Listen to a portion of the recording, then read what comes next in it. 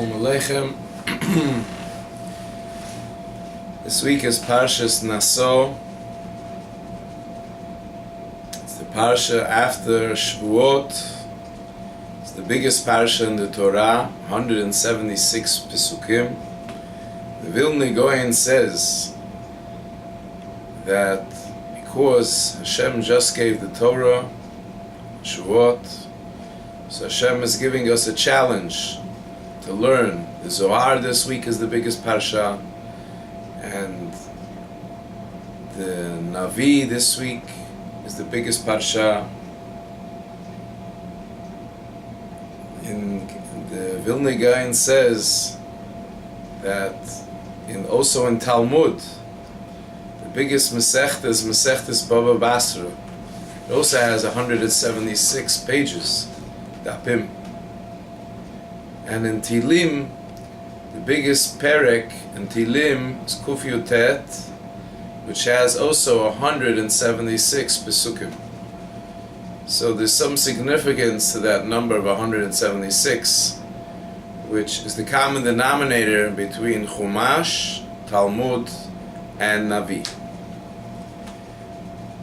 This week we're going to discuss the inyan of Nazirut, Nazir. It says in the Parashat Naso, Perik Vav, V'daber Hashem el Moshe leimo, Dabel b'nei Yisrael v'mata aleim, ish o isha, a man or a woman, ki yaf l'linda neder nozel lahazel Hashem. If he will make a neder to separate himself to Hashem. So the rule is, from wine, miyayim v'sheicha yazeh choymetz yayim v'choymetz sheicha, he's not allowed to drink any wine, not allowed to come close to grapes, he's not allowed to become tamei, and he's not allowed to cut his hair. And Rashi says over here, Lama nismacha parashas nozil parashas soita. Why did the Torah make close, put together the parasha from Nazir next to the parasha of Sota? Loi malach, to tell you, kol haroya soita bil kilkula, whoever will see a Sota in her disgrace, yaze atzma min hayayin, he will be careful and separate himself from wine. So the question is what these two things have in common. So there's two ways to explain it. One way the commentaries explain is to tell you that if a person sees something, he sees the sota, so even though he sees the great punishment of the sota, which that itself should deter him to do any sin, but at the same time he saw human nature. He saw that the sota was able and fell through and did not keep her obligations to her husband and to the Torah. So therefore, Yazeh Atzmim in a Yayin, he will see that the only way is by distancing himself from the pleasures of this world, then he will be able to attain holiness. Another way to explain this connection is to tell us that when one sees, when one gets inspiration, like here the person is seeing how the sota is getting punished, and he sees the divine punishment of Hashem, that on the spot, this is immediately, she dies, her stomach busts open and she dies. It's a miracle. So if a person doesn't put his inspiration into actions, the inspiration will fly off and disappear. So therefore the Torah is telling us, when you are watching this unbelievable display of God's ruling in the world, remember to do some action. And if you do an action by separating yourself from the wine by becoming a Nazir, this inspiration will stay with you. Now, regarding the concept of a Nazir, we know the story the Haftorah speaks about Shimshon HaGibor, and we know Manoach and his wife Slalfonit. It's brought down in the Midrash. Her name was Slalfonit. There's an interesting story about Slalfonit. There was a tzaddik by the name of Reb David in Charkiv. He was a son of the Heilige Ruzhina.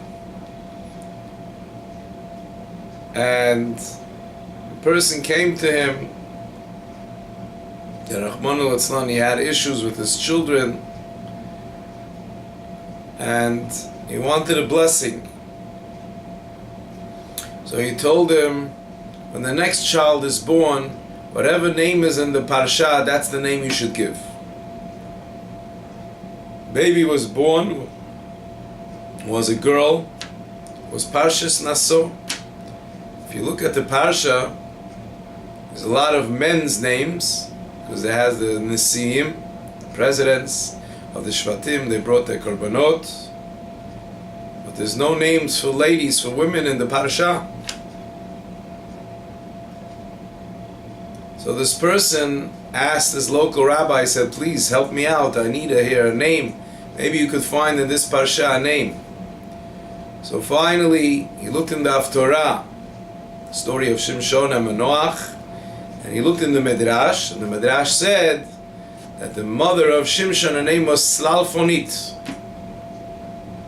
So he gave the name, came Shabbat, asked him, what would you like to give the name of your daughter? Yikareh Shema B'Yisrael, Slalfonit. He said, okay, well, what's this name? He said, this name is the mother of Shimshon.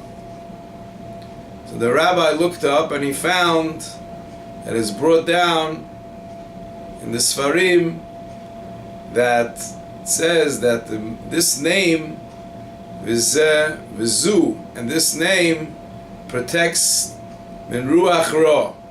It protects against an evil spirit.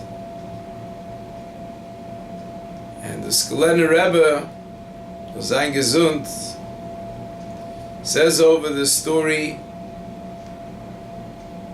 every Shalashudis, Parashas Naso, and he adds a second story.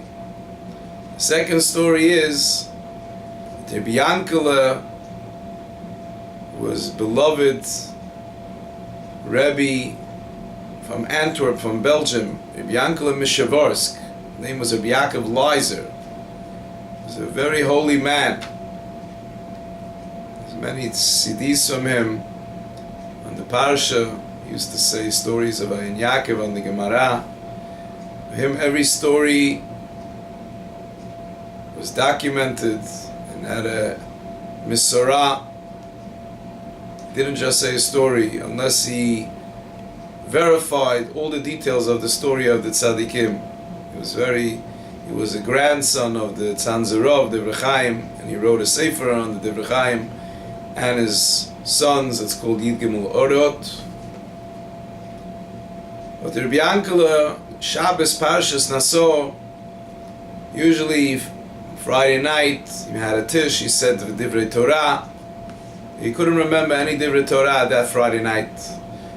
The only thing he remembered was this story about the David from Charkiv, with the person that came for bracha, and he said to give the name of the Parsha, and it was Parashat Naso, and they gave the name Slalfonit. The next morning,